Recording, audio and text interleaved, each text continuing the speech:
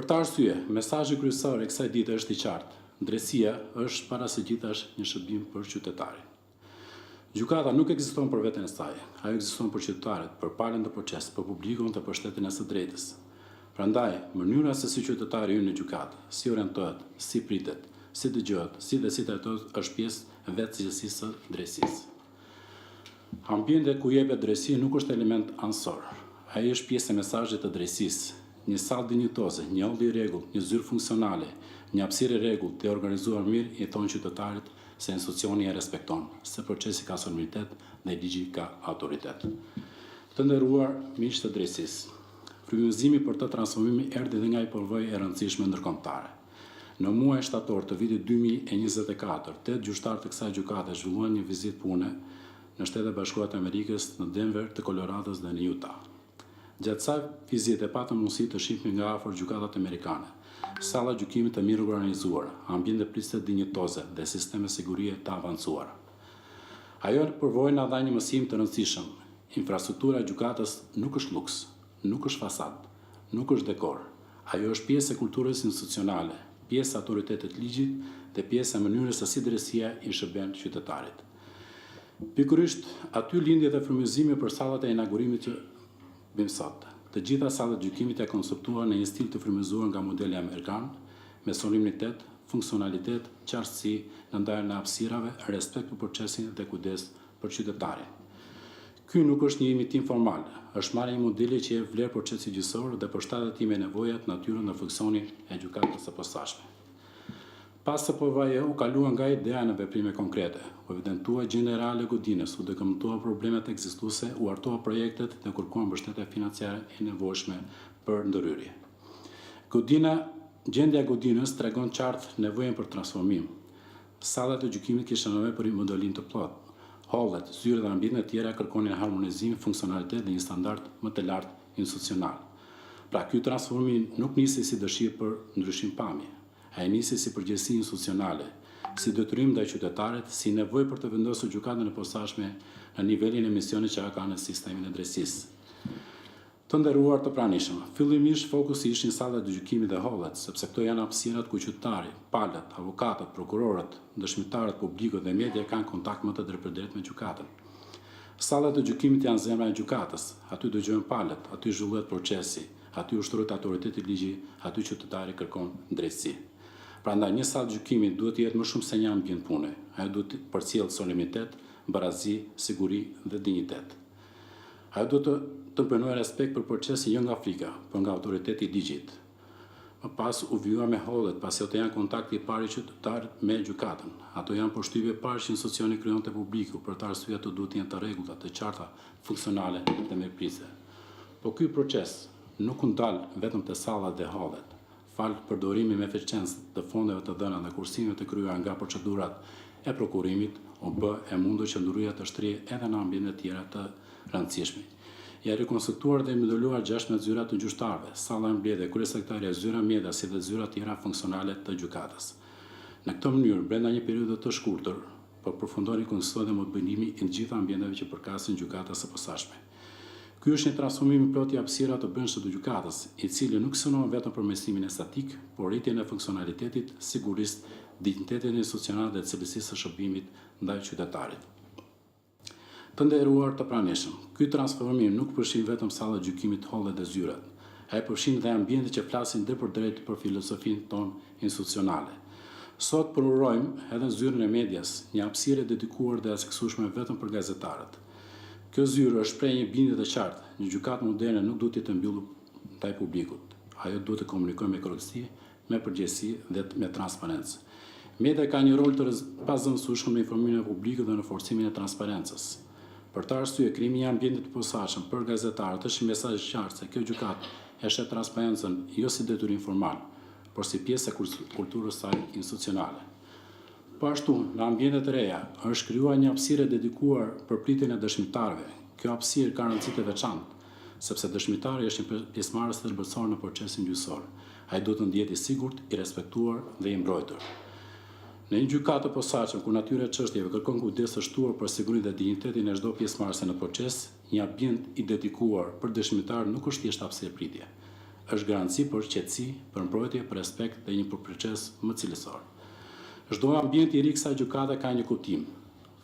Stallat flasin për solemnitetin e gjykimit, hollet flasin për respektin ndaj qytetarit, zyrat flasin për kushtet e punës së gjyqtarëve dhe administratës, zyra mjedis flet për transparencën, ndërsa ambienti dëshmitar flet për sigurinë, dinjitetin dhe mbrojtjen e pjesëmarrësve në proces.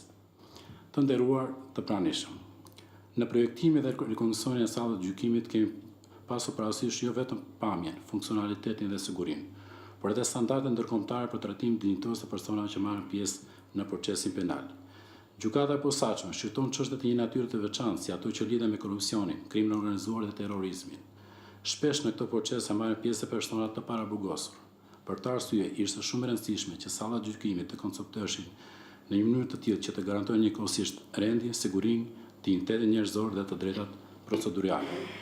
Në këtë drejtim, janë krijuar kushte që personat e paraburgosur apo gjykuar të marrin pjesë në sallë në mënyrë dinjitoze, të lirë, në ambiente të përshtatshme, të sigurta dhe të integruar me sallën e gjykimit.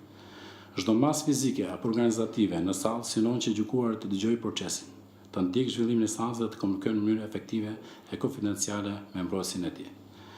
Gjithashtu, sallat e gjykimit plotësojnë kushtet të vlerësore si hapësira të mjaftueshme, ajrim dhe temperaturë të përshtatshme në përputhje me standardet e GDN-s. Po ashtu janë parashkruar ambientet e veçanta si pjesë funksionale e sallës së gjykimit ku të pandëroritetuar të gjykuarit mund të komunikojnë në mënyrë private me mbrosin e tyre. Me këto masa kemi synuar që siguria dhe dinjiteti mos përjashtojnë njëra tjetrën, por të plotësojnë njëra tjetrën. Të nderuar të pranishëm, transformimi i ambienteve nuk mund të kuptohet i ndarë nga siguria. Për një gjykatë të posaçme, siguria nuk është detaj teknik. Siguria është kusht për pavarësinë e gjykimit, për qetësinë e procesit dhe për mbrojtjen e të gjithë atyre që hyjnë në gjykatë. Për të arsye, paralelisht me rekonstruksionin e ambienteve, janë bërë investime të konstrueshme në infrastrukturën e sigurisë. Siguria në këtë gjykatë nuk është menduar si reagim pas ngjarjes. Është menduar si parandalim, si organizim dhe si kulturë institucionale. Një gjykatë e sigurt është një gjykatë më e pavarur, një gjykatë e organizuar është një gjykatë më funksionale, një gjykatë që garanton sigurisht, një gjykatë që fiton respektin publik. Dhe sot mund të themi me bindje se këto investime kanë bërë gjykatën e posaçme jo vetëm të denjë me pamje, por edhe më të kontrolluar, më të mbrojtur dhe më të qëndrueshme në funksion. Të nderuar të pranishëm, ky investim ka dhe një simbolik të veçantë, ndoshta një nga mesazhet më të forta të kësaj dite. Pjesa më e madhe e ambienteve të modernizuar është realizuar me mbështetjen e Komitetit Ndërinstitucional për masat kundër krimit të organizuar përmes fondeve që lidhen me pasuritë e sekuestruar dhe të konfiskuar. Përndorimi i këtyre fondeve për modernizimin e ambienteve të gjykatës së posaçme ka një rëndësi të veçantë, jo vetëm financiare, por edhe simbolike, institucionale dhe shoqërore. Ky investim përcjell një mesazh shumë të qartë. Pasuria e krijuar në mënyrë të palishme nuk mbetet në duart e krimit, por i kthehet shoqërisë në formë shërbimi publik, forcimit të drejtësisë dhe rritjes së dinjitetit institucional. Në këtë rast, fondet që dikur kanë qenë produkti i ndarjesë së palishme kthehen në sallë gjykimi, holle, zyra, ambiente pune dhe hapësira shërbimi për qytetarët. Pra, ajo që ka cënuar rendi ligjor dhe interes publik sot shndrohet në një investim që i shërben pikërisht forcimit të shtetit së drejtës. Ky është një nga mesazhet më domethënëse që mund të japë një shtet funksional. Krimi nuk shpërblet, përkundrazi, pasuria e tij merret dhe vendoset në shërbim të qytetarëve dhe drejtësisë. Është shumë domethënëse që këto fonde përdoren pikërisht për ambientin e gjykatës së posaçme, e cila ka për mision të gjykojë korrupsion dhe krimin e organizuar. Për qytetarin, ky investim tregon se lufta kundër krimit të organizuar dhe korrupsionit nuk është një proces abstrakt.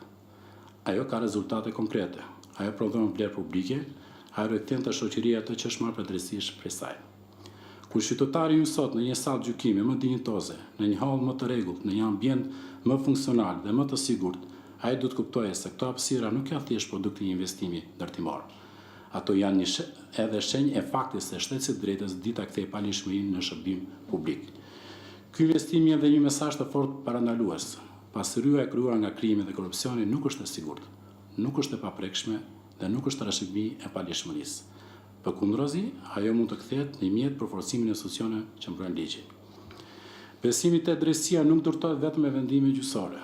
Ajo ndërtohet edhe kur qytetari shet se pasuria e palishme nuk humbet, nuk shpërdoret dhe nuk mbetet pa destinacion, por përdoret për qëllime të dobishme publike. Kur fondet që rrjedhin nga pasuritë të konfiskuara përdoren për të modernizuar gjykatën, qytetari merr një mesazh të dyfishtë. Së pari, shteti është i aftë të godas përfitimin e paligjshëm, dhe së dyti, shteti është i aftë të kthejë këtë vlerë në shërbim për shoqërinë. Të nderuar të pranishëm, ky projekt nuk do të ishte bërë i mundur pa bashkëpunimin institucional, pa mbështetjen financiare dhe pa përkushtim të përditshëm. Duhet të shpreh me njërin time për Këshillin e Lartë Gjyqësor, i cili mbështeti nevojat e gjykatës së posaçme duke mundësuar financimin e hartimit të projekteve, financimin e zbatimit të punëve në disa prej ambienteve që përrurojmë sot. Duhet të falenderoj gjithashtu Komitetin Ndërinstitucional për masat kundër krimit të organizuar për mbështetjen financiare që bëri të mundur rikonstruksioni, mobilimin dhe modernizimin e pjesës më të madhe të ambienteve që prezantojmë sot.